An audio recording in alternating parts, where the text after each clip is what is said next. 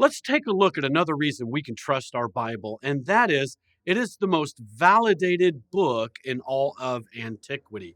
There are over 25,000 archaeological discoveries that substantiate the Bible from cover to cover. The stories that we read about, we see that archaeology continually backs up the details of stories and places and people the Bible had talked about. Not even just like Christian archaeology, just archaeology in general from other countries mentioned in the Bible, back up different events the Bible talks about. In the ancient Babylonian records that it has been discovered, that they describe an event that caused a confusion of language. Well, the Bible describes that as the Tower of Babel. That's found in Babylonian archaeology, that's been substantiated. The plagues of Egypt and the exodus of the children of Israel. There's many different things that substantiate this group of people that were slaves, that were left Egypt, and plagues that had devoured during the times of Pharaoh, the Ramses. And you even look at the historical decline of the power of Egypt and how it coincides with this mass exodus of these slaves that had left Egypt. And archaeology just continues to substantiate these different stories inside of the Bible. The sites of Sodom and Gomorrah, described in the book of Genesis, how it was destroyed with fire, that's been discovered. And there's evidence that it had been destroyed by some major intensive fire.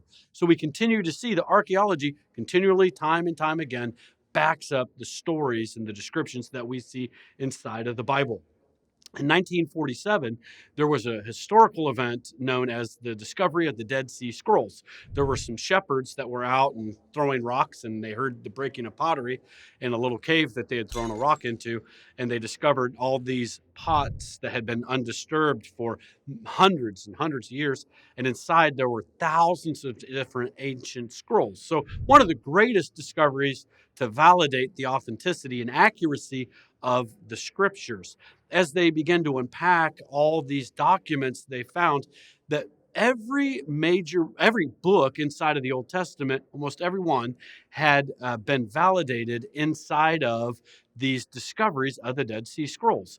Now, the Dead Sea Scrolls placed these books 400 years earlier than any other writings that they had, meaning these documents were 400 years older than the previous ones they had. So when you look at the documents of the discovery of the Dead Sea Scrolls, comparing it to the ancient texts that the people had, what they found is the incredible accuracy of these ones that were 400 years older, closer to the original text, and the texts that were the oldest at that time. And so there weren't major variations. If there was, they were just minor grammar, but nothing changed the context and the content of what we have inside of all the Old Testament scriptures. Something very important to realize. Now, the oldest book in antiquity that we have next to the Bible in the Old Testament is Homer's Iliad.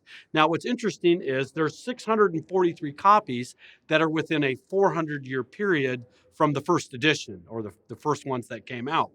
Archaeologists have found about 1,800 different manuscripts. When they look at the 1,800 manuscripts with the manuscripts that were within 400 years of the original, that they say there is a 95% accuracy rate that you can trust that it is accurate to what was originally written.